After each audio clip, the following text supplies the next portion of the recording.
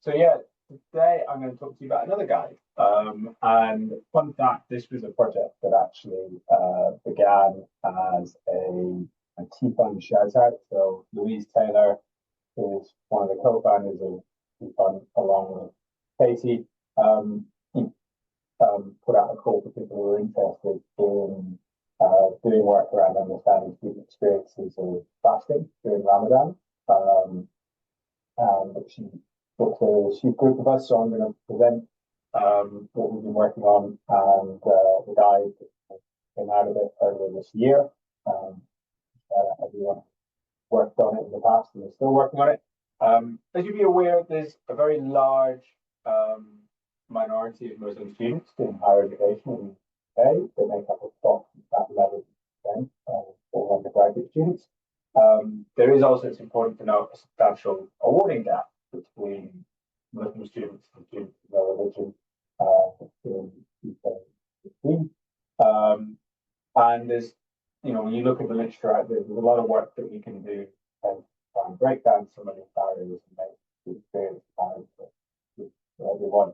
So these are some quotes from students who took part in a qualitative study by Mahmood last year, describing their experiences in higher education. These are PhD students as well. And you can see there's some real kind of pointing to what Katie was talking about, a real kind of challenge of belonging and getting that needs addressed. The tension often between the expectations or the requirements of religious observance. And I should say as well, this isn't just an issue with being able to kind of authentically bring their whole self into higher education. Muslim students, lots of students, various different backgrounds, religious and otherwise, but they feel they're not represented or seen in our higher education space. But in our project, we were particularly interested in doing a couple of surveys around Ramadan earlier this year, which looked, first of all, we did a staff survey in the Ramadan, and we were asking about awareness of Ramadan, are there any practices that people put in place throughout the school, throughout the academic year. And this led to the creation of this open access guide. I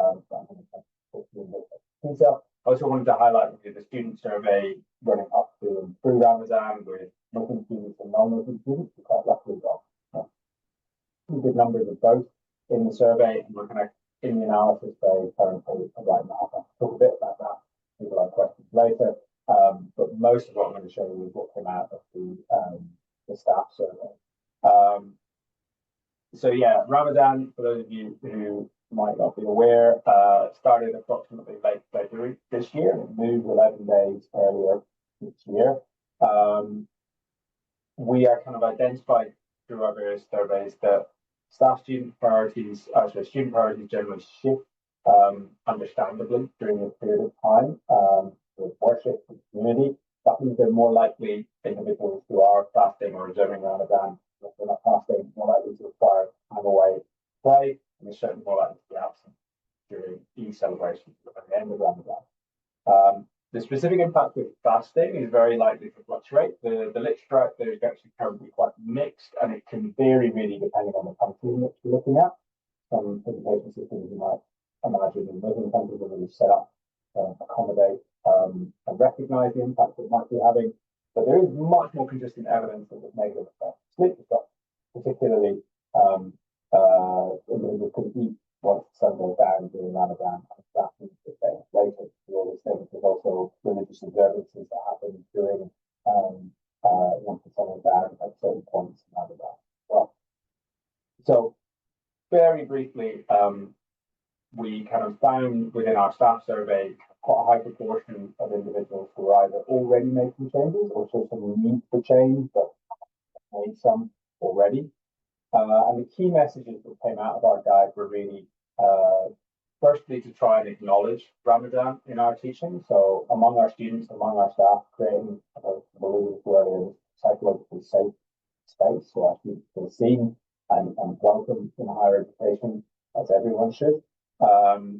We should also, another key message that came out is be really careful to avoid making assumptions about what will make our practice more inclusive. We really should be focusing on trying to co-produce guides and kind of action plans for how to address and make our teaching and our teaching practice more supportive during Ramadan. We identified a few myths or a few things that people were doing that when we asked students, for example, these students were pointing out that movement making a difference.